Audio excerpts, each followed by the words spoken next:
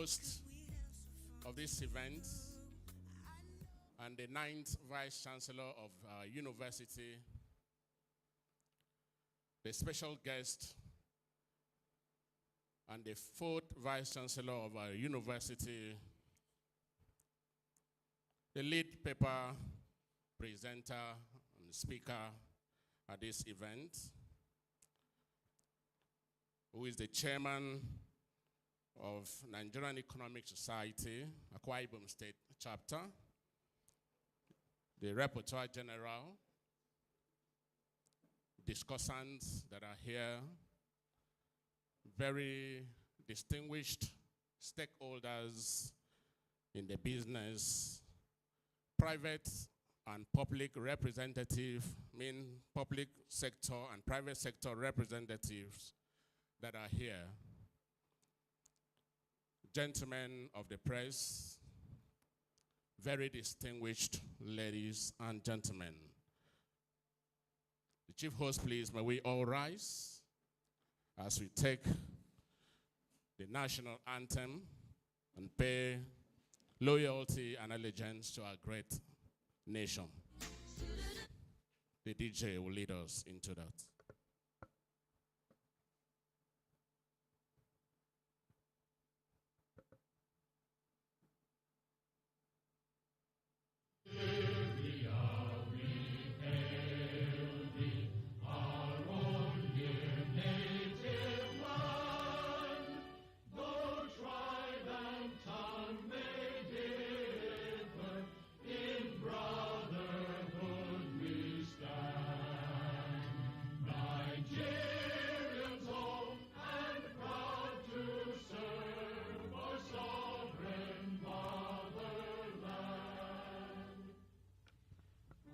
Please, as we remain standing, it's my pleasure to please respectfully invite for an opening prayer the organizing secretary, NES Akwa Ibom State Chapter, Dr. Anefiok Udo.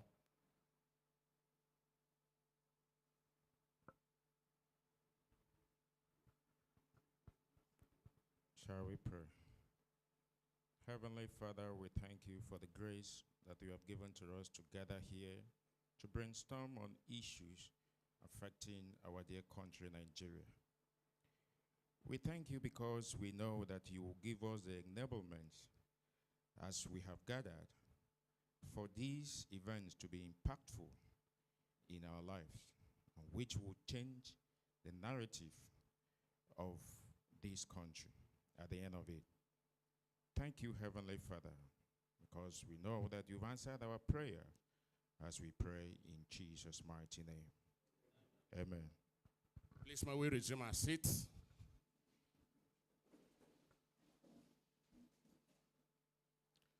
Very distinguished ladies and gentlemen, a very good morning to you. And welcome to WAMSCO's building, Conference Hall, the venue for Policy Dialogue Series that is organized by Nigerian Economic Society, Akwa Ibom State Chapter.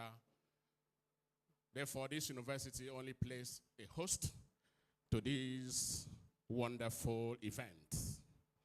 And therefore, we are here for the policy dialogue that is organized by this noble and high-level strategic body on the theme, Restoring Fiscal Discipline and Institutional Accountability in Nigerian's Budgeting Process. May I state clearly that this event is streamed live, and therefore we are asked to maintain high level of discipline and decorum as this event lasts. Very distinguished ladies and gentlemen, may I, on this note, invite us to give ourselves a very warm, resounding round of applause as attendees and participants at this event. Please celebrate yourself. Thank you very much. Very distinguished ladies and gentlemen, we have here in our midst a man who is the chief host of this event. He's the Professor of Monetary and Development Economics, and of course, the 9th Vice Chancellor of our great citadel of learning, the great University of Uyo. Is here on representation, Professor Christopher Young. A round of applause, represented by the Deputy Vice Chancellor Academic herself, Professor of English, Professor Iniobong Uko.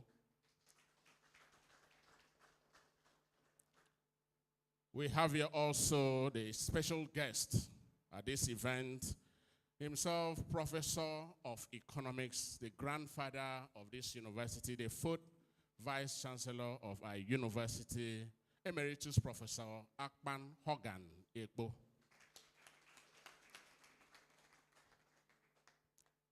Very distinguished ladies and gentlemen, we have a man who put all this together, the chairman of Nigerian Economic Society, Akwa Ibom State Chapter, Professor of Public Finance, Health, Development, and Monetary Economics.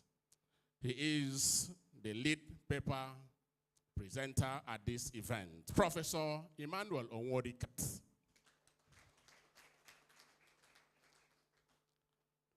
We also have here the Rapporteur General himself, the Professor of Economics and former Head of Department of Economics Department, Professor Godwin Akpan.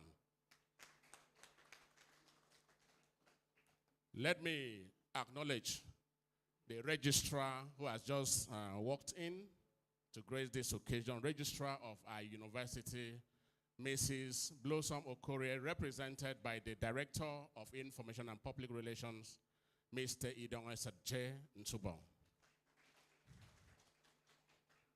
We have other rapporteurs that are here. Dr. Pius Akpan is here. We also have Dr. Ekbeno Effiong. We have here Dr. Ubong Effiong. Very distinguished ladies and gentlemen, we have discussants that are also here. The very first is the Head of Department of Economics, Professor Godwin Bassi. We also have here the immediate past Head of Department Economics, Dr. Paul Rebi. Let me acknowledge also in our midst another discussant, Professor Okon Umor. Then we have the immediate past Dean, School of Business Administration and Management, Akwa Poly, Honorable James Ekiko. Let me acknowledge another discussant, Professor Eta Essien. We have another one, the former Permanent Secretary, Ministry of Economic Development and Planning, as it were then, Akwa Ibom State, Dr. Nsudo.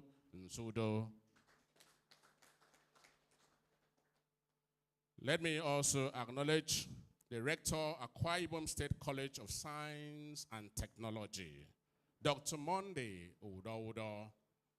Celebrate him, please. Acknowledge here also the Head of Department of Economics of Bong University, Dr. Augustine Jacob.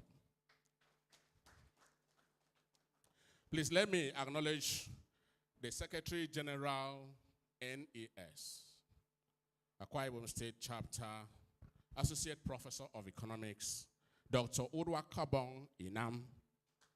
She's the one standing. And finally, we have the Assistant General Secretary, Dr. Idong Eset Ukere. Thank you very much, Mr. Chairman, sir. Very distinguished ladies and gentlemen. On this note, I take us to another item here, which is the welcome and opening remarks by the chief host. May I, on this note, invite the 9th Vice Chancellor, who is the chief host of this event, Professor Christopher Ekong, represented by Professor Iniobong Uko, to make his remarks. Thank you. A round of applause, please.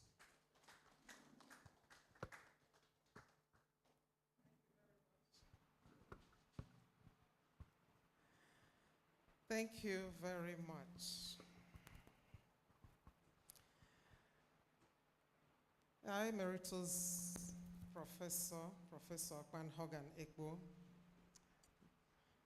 and all the eminent scholars and practitioners of economics in our university and beyond. Let me first of all regret that I came late. It's not in our character, but I was over on the other campus to commence the training of lecturers for the exam that we are planning to start on Monday. And it became clear that I had to come here, so I had to race down after I was informed. So my apologies for making you wait.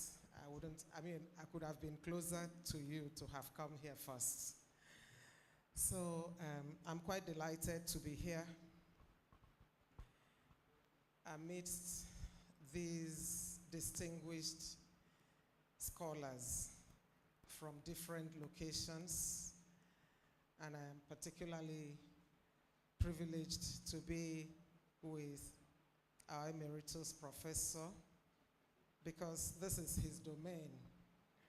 And I sort of envy you guys for having him always around you people to ensure that you get to ensure that you get things right. And I know that this forum will be very beneficial to us.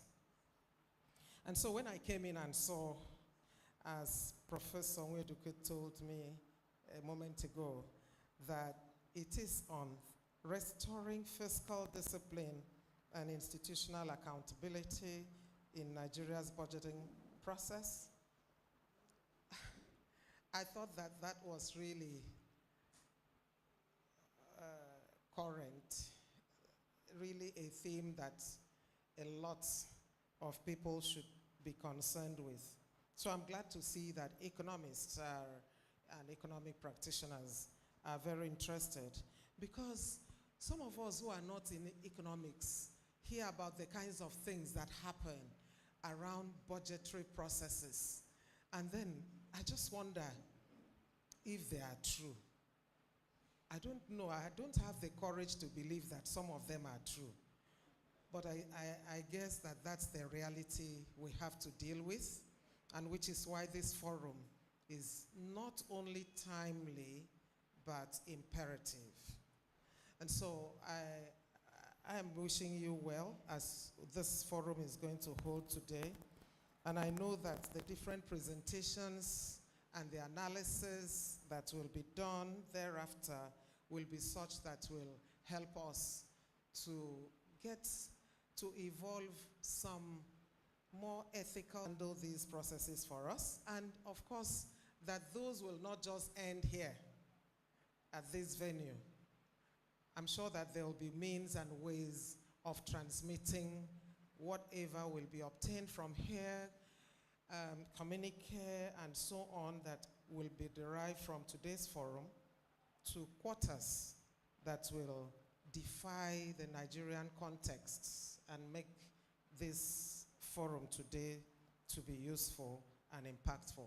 And so on that note, I am very delighted to welcome all of you to this venue on this main campus of the University of Uyo, and to declare this forum open today in the name of God the Father, and of God the Son, and of God the Holy Ghost. Please, can we put our hands together and celebrate the chief host, Professor Christopher Ekong. Thank you very much, sir. Thank you very much. Our chief host, sir, it is noted that we have representatives across different institutions that are here. Please, we may not be able to take them one after another, but please, can we celebrate them, please? Can we celebrate them? On this note, our chief host, We have a goodwill message from the president of Nigerian Economic Society, Dr. Baba Yusuf Musa. And that goodwill message will be read by the Secretary General of NES, Dr. Udwakabong Inam. Please give him a resounding round of applause. Celebrate the president, celebrate the president. All right, thank you very much. Goodwill remarks by Dr. Baba Yusuf Musa, President, Nigerian Economic Society, at the NES Akwa Ibom State Chapter Policy Dialogue Series on the theme, Restoring Fiscal Discipline and Institutional Accountability in Nigeria's Budgeting Process. The Vice Chancellor, University of Uyo, and Chief Host of this dialogue, Professor Christopher N. Ekanem, ably represented by the Deputy Vice Chancellor Academic, Professor Ini Uko. The Chairman, Nigerian Economic Society, Akwa Ibom State Chapter, and lead presenter of today's paper, Professor Emmanuel Onwedwekut. Principal officers and deans of the University of Uyo, members of the National Executive Council of the Nigerian Economic Society, distinguished fellows and members of the society, representatives of government ministries, departments, and agencies, esteemed colleagues from the academia, development partners, and civil society, gentlemen of the press, distinguished ladies and gentlemen, all other protocols duly observed. It is a great honor and a personal delight to stand before this distinguished gathering today. On behalf of the National Economic Council and the entire membership of the Nigerian Economic Society, I bring you warm greetings and our very best wishes for a productive engagement. Permit me to begin with gratitude to the Vice Chancellor of the University of Uyo, Professor Christopher N. Ekanem, our chief host, ably represented by DVC academic Professor Inyuko. I say a most sincere thank you that a sitting Vice Chancellor himself, a distinguished economist, should open the doors of this great university to a conversation of this nature, reaffirms what our society has always believed, that the university is not a spectator to national development, but a participant in it. To Professor Emmanuel A. Onwedwekut and the leadership of the NES Akwa Ibom State Chapter, I offer the commendations of the entire society. This chapter has distinguished itself through consistency, rigor, and courage in convening difficult conversations, and the policy dialogue series has become a fixture in our national intellectual calendar. Why this theme? Why now?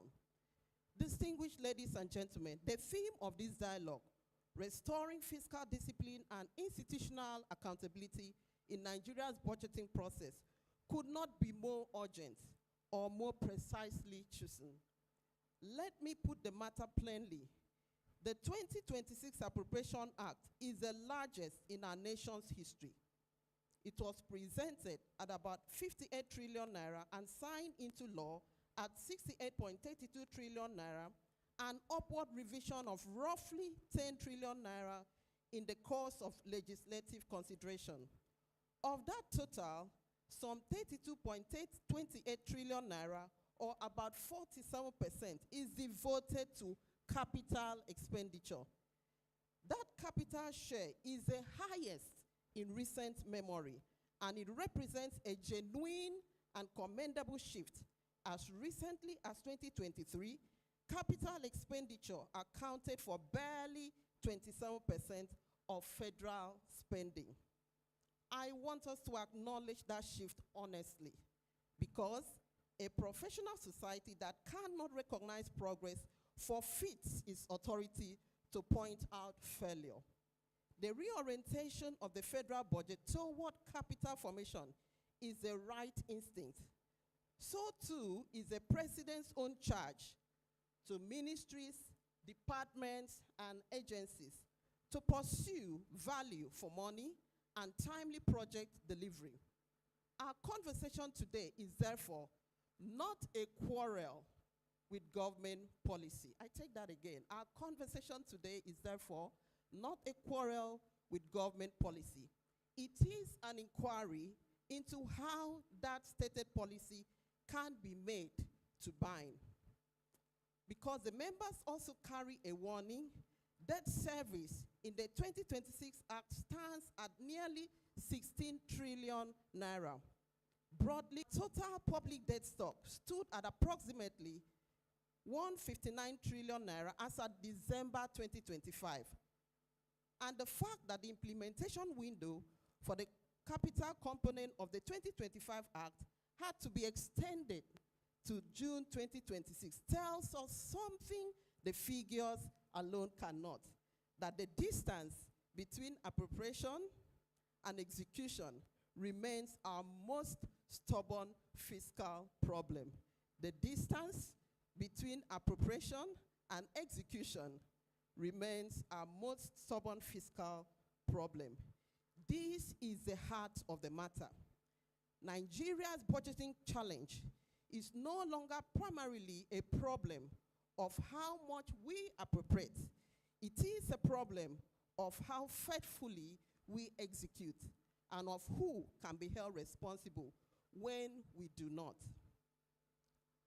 The question of mandate, which brings me to the lead paper before us, Budgeting Beyond Mandate, a policy review of off-mandate projects in Nigeria's 2026 Appropriation Act. Professor Nwodokud has chosen his subject with an economist's eye for the binding constraint. And I will not preempt him. I will only say why the society considers this line of inquiry so important. A budget is not merely a schedule of spending. It is a legal instrument that assigns responsibility. When the National Assembly appropriates funds to an agency, it is not simply moving money. It is naming the institution that will answer for the result. Sections 80 to Section 84 of the Constitution of the Federal Republic of Nigeria, 1999, as amended, the Fiscal Responsibility Act, 2007, and the Public Procurement Act, 2007, together establish that expectation.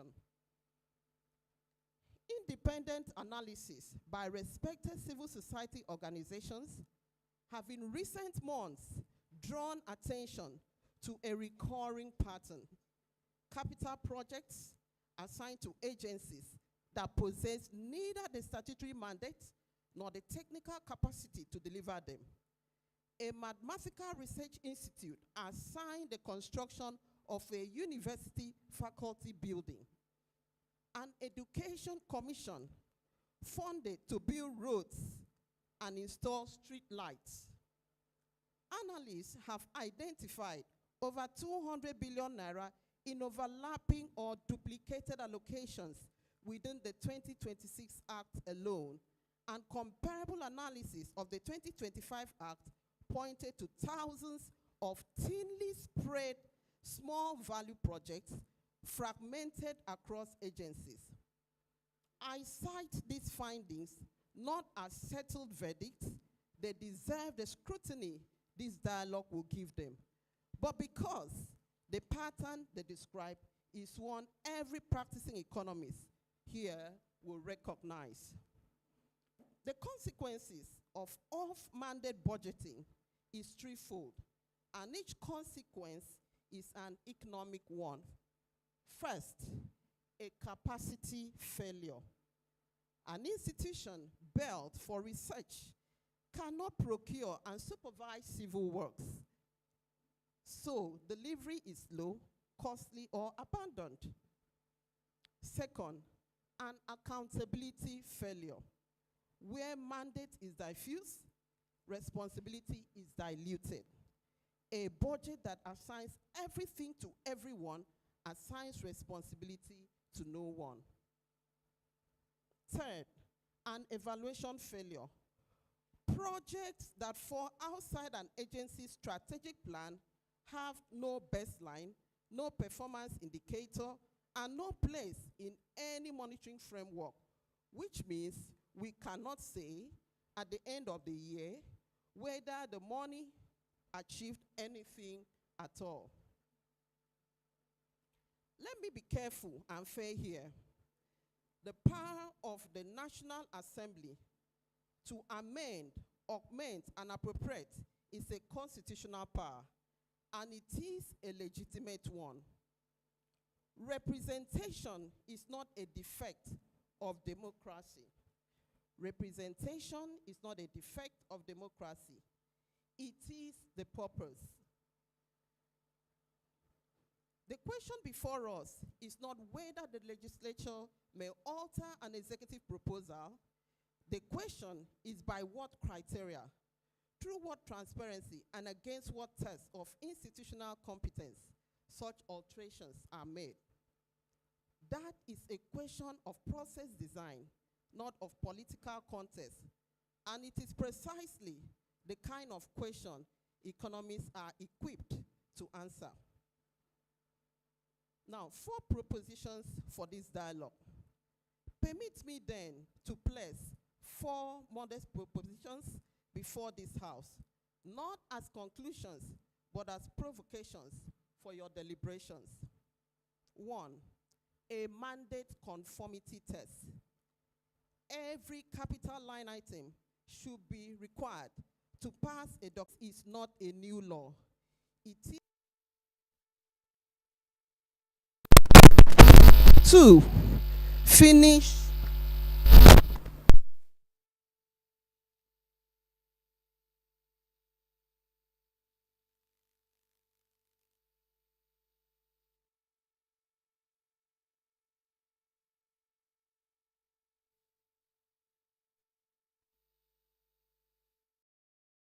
commitments reach a defined threshold of completion will do more for the productivity of public capital than any further increase in its volume.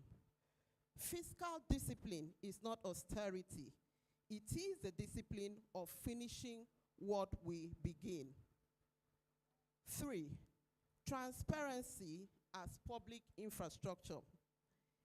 It is a quiet indictment that the most rigorous analysis of our national budget is routinely produced by civil society organizations working from PDF documents thousands of pages long. Budget and implementation data should be published in open, machine-readable, project-level form as a matter of course. Accountability is not possible without data. Accountability is not possible without data.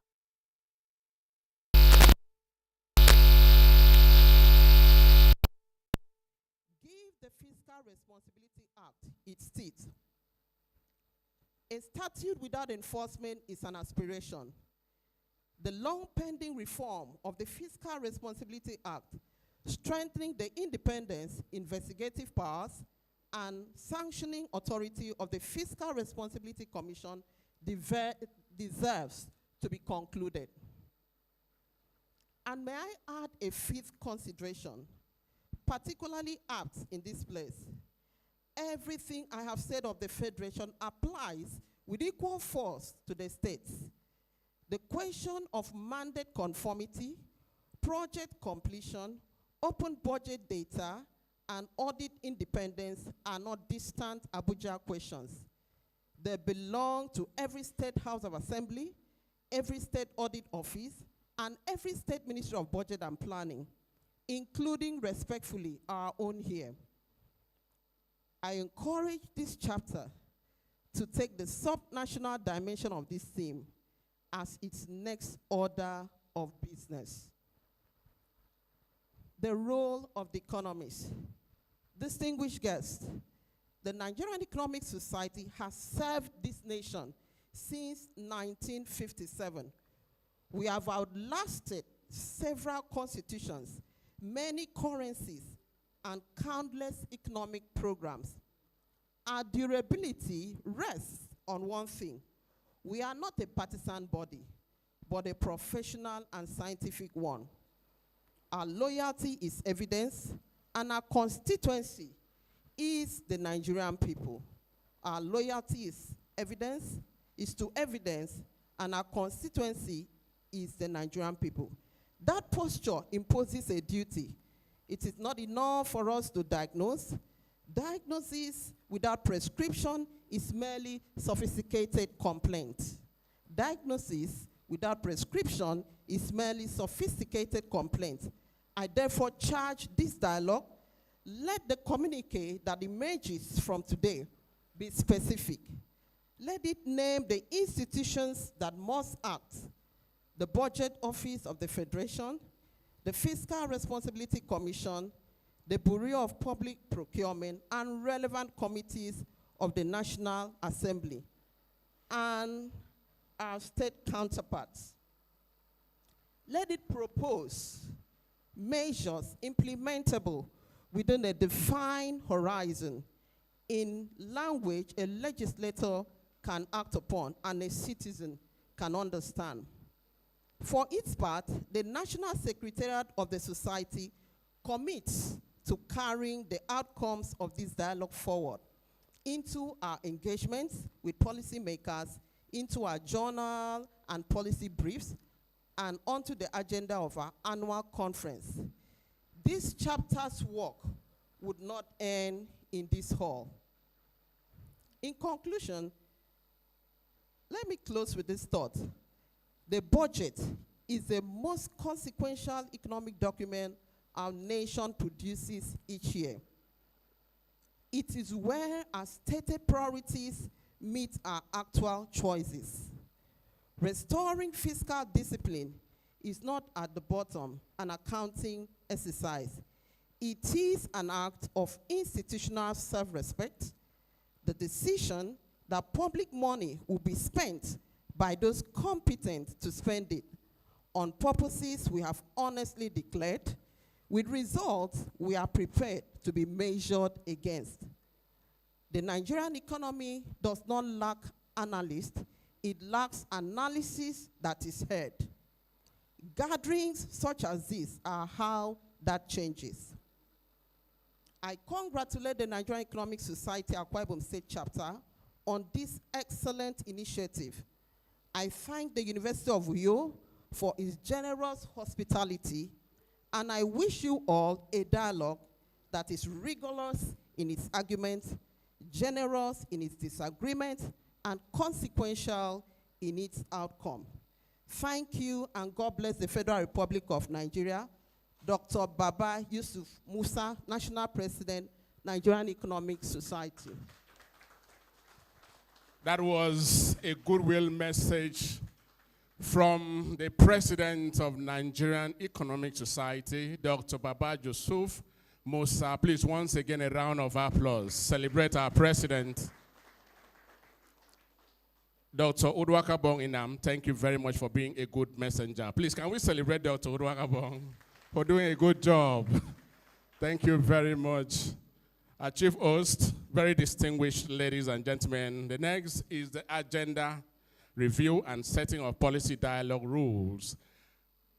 May I invite Dr. Udwakabong once again to do that for us. Thank you. Celebrate her. Okay, thank you very much.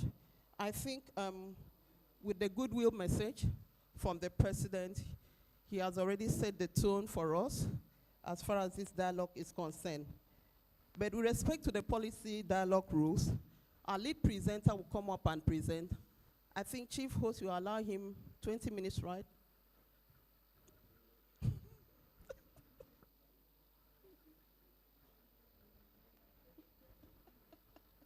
All right, the Chief Host and the special guest.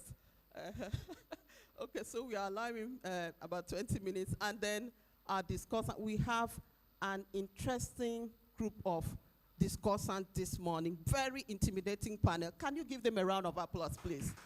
Very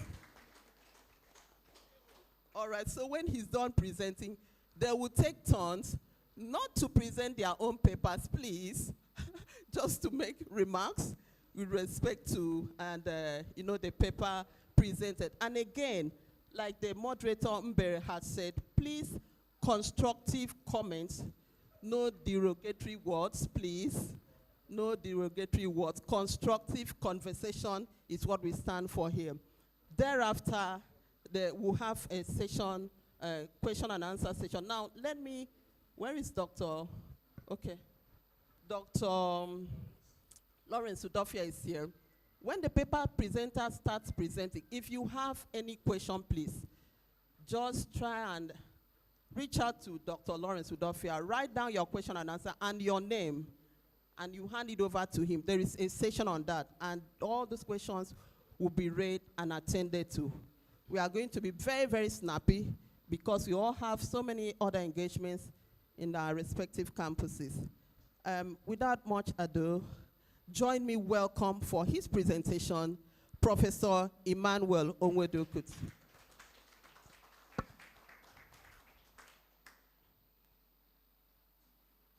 Thank you very much, the VC, Emeritus Professor, distinguished colleagues, ladies and gentlemen. After listening to Dr. Musa's address, I thought we should just share the grace and go home, because he has ably captured the essence of our discussion this morning. However, we have spent time to prepare this document. If you don't have a copy of the document, it's about 111 pages. Things are discussed in detail. My presentation here will be briefed. The secretary gave me 20 minutes, but we will try. I begin by saying that, just like the Baba said, that public budget, especially for developing countries, is most critical for development. It is the document that sets the trajectory, sets the strategy for how the state, the country, or that nation intends to pursue for that particular year.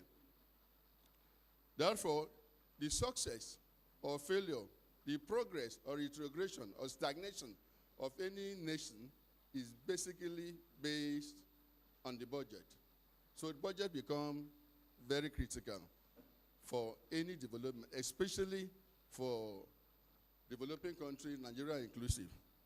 Therefore, the issue that we are discussing today, the off-mandate budgetary process, become very critical, and if you extend it a little further, become criminal in this extent. So I will try to be brief by saying that despite what I have said, as important as what I have said is, we have witnessed, since the return to democracy, progressive deterioration, one, in the quality of the budget document. Number two, Nigeria is about the only country in the world where the parliament consistently, all the year, increased the budget proposed by the executive. In other climes, everywhere in the world, they will force the executive to explain why such resources should be given to them. But in our own, like the president addressed said, over 10 trillion was added to the budget that was proposed by the executive. And as we go forward in this discussion, we will realize that over 70% of those trillions were put for themselves, not for the people. I'm sure those who are listening to the news currently have heard what the Deputy Speaker of the House of Representatives trying to explain why 1 billion was to be used to mobilize the church in Abia State, in our budget. If you stretch your mind back 2024, you will recall that 166 million was what was appropriated for one solar light. 166 million for one solar light.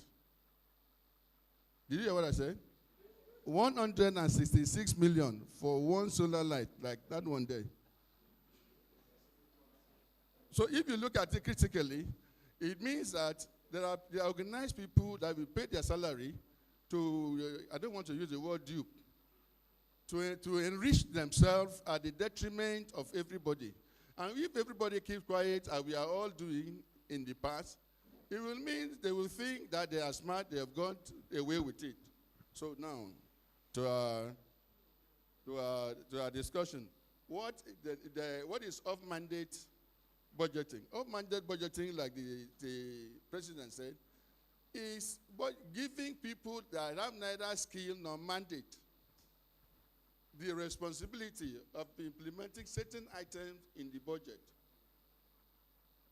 Giving people that have, every institution, whether ministry, department, or agency is set up by law. I hope you know. There is an enabling act that specifies the mandate, the responsibility of all those institutions. For instance, the Arabic Studies, School of Arabic Studies, is to teach people how to learn Arabic. So the people that will be recruited to work there are those that have competence in imparting the knowledge of Arabic to the other people. Then you now said they should construct road. In their budget, in their capital budget, you say 10 kilometers of road here, scattered all over the country. Arabic Studies located in Kaduna are supposed to be constructing road in Abeokuta. You will see that they don't have the engineers, they don't have the people that could supervise the construction of the road. And you can also know that the roads will not be constructed and the money will disappear from the budget. So you don't need to be an economist. In fact, you don't need to be an economist to know that that is a setup, it's an arrangement to filter away the resources of this country through legal means, because they will say it was appropriated. The Appropriation Act, Budgets and Appropriation Act, they become a legal instrument. Therefore, the money is gone. Even if the people wanted to be so faithful to supervise, you cannot be a linguist and supervise as an engineer. You cannot. No matter how brilliant or intelligent done for road construction. And what is alarming is that these off-budget items, according to Tracker, constitute over 8-point-something trillion in the 2026 budget. Recall that the budget 68 trillion. Out of that, 16 trillion is for debt servicing. Then you add another 8-point-something trillion to that debt servicing. You would know that we have entered what they will call in the street one chance. You have entered one chance. Because what is happening is that there is not going to be any development. Recall we said earlier that budgeting for developing country is the process of charging the cost for development of the nation. Little infrastructure, both human and physical, hard and soft capital. If something as huge as 8-point-something trillion is put for people to mobilize people in church, is put for people to build mosques, is put for people to renovate palaces in the national budget, then you know it's really time to share the grace. The responsibility of each organization is listed sometimes in the Constitution, sometimes in the act that established that institution. And all the off-mandate budgetary process are hidden there for the purpose of extracting it in a future date. Okay? Extracting it in a future date. And that makes it very impossible for the country to make progress. I.e., they said, which organization there? Islamic Society of Nigeria, or Christian Society of Nigeria. Let me just, I said they are going to provide a building of the power plant. Power plant, they are located in Abuja, and the power plant is at Zungeru. They are supposed to supervise the implementation of the power plan, and the money is appropriated in billions of naira.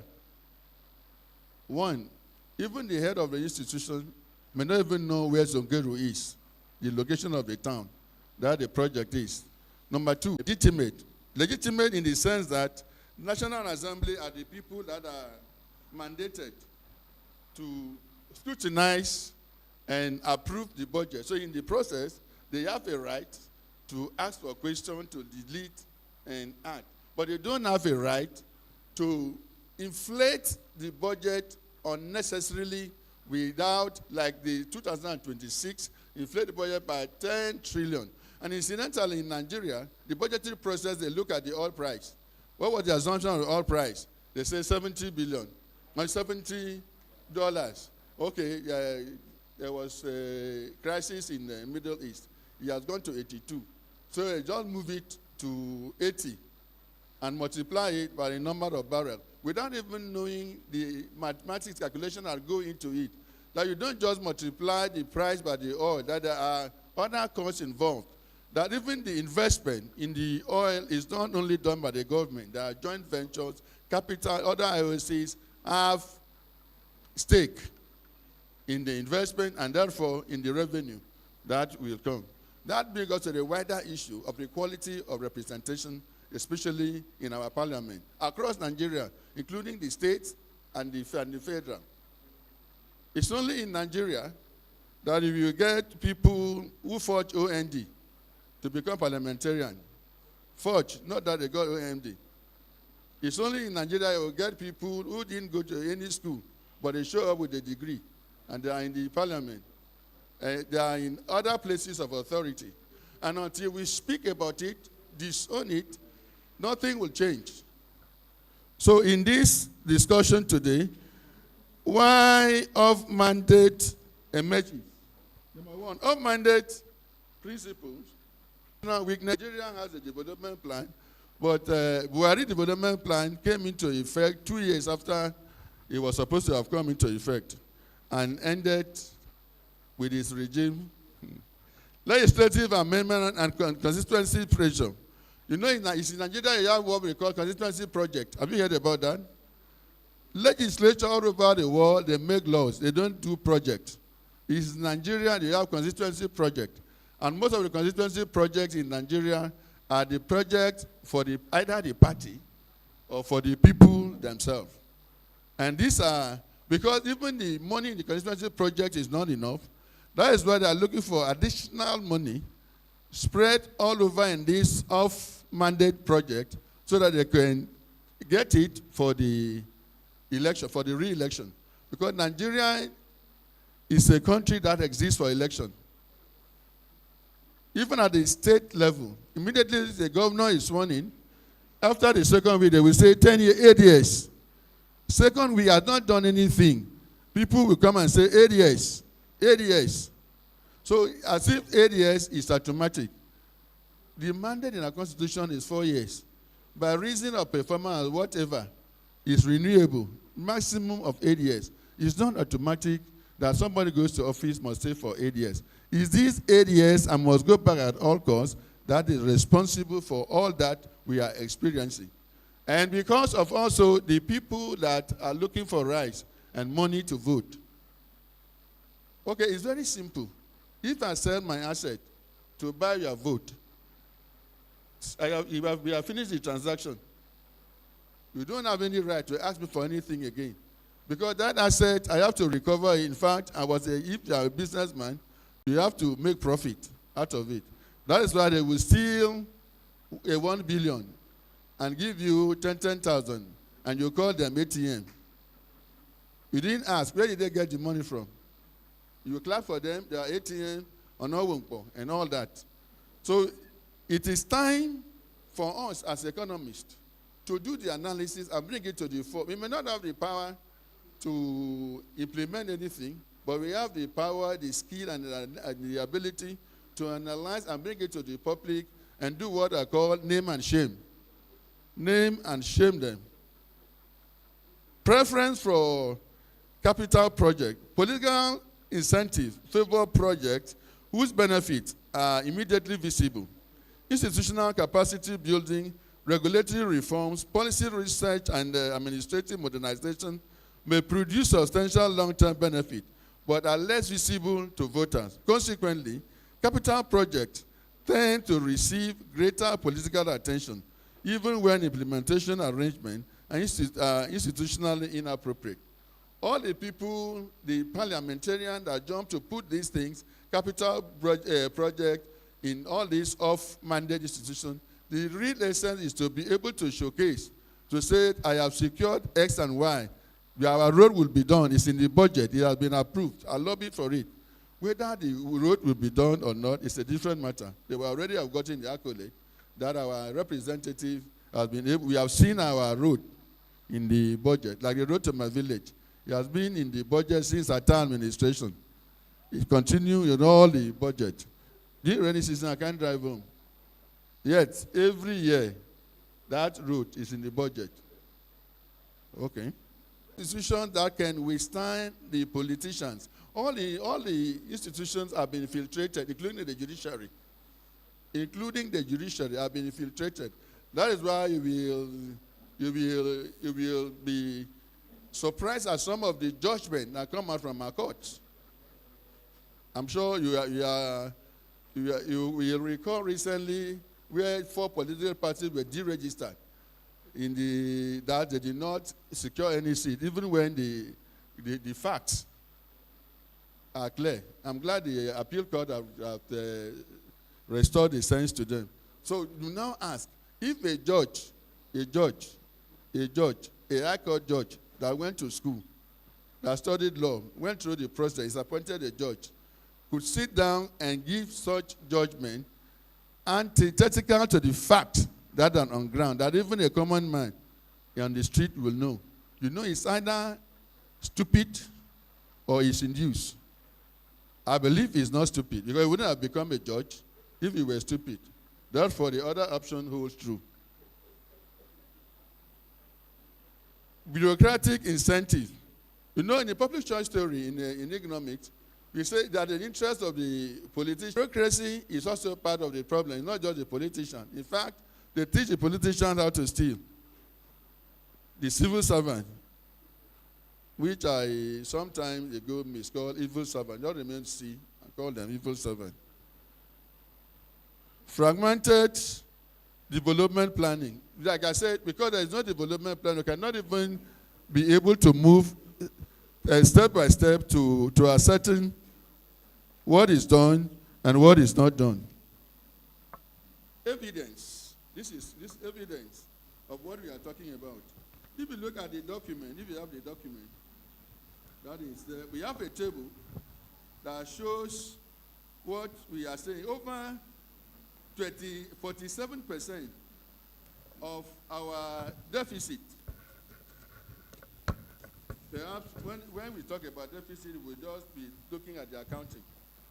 But the deficit we are talking about now is not just a difference between revenue and expenditure, because that is done in a year. But in our own country, Nigeria, 2023, 2024, 2025 budget are running concurrently. That is a recipe for disaster. So when you are assessing, which one are you assessing? The budget. And that is one of the easiest way politicians can masquerade and misappropriate resources. Because when you are analyzing, which year are you looking at? They're all joined together. Page, I don't know the page now. You will see reported misplaced items.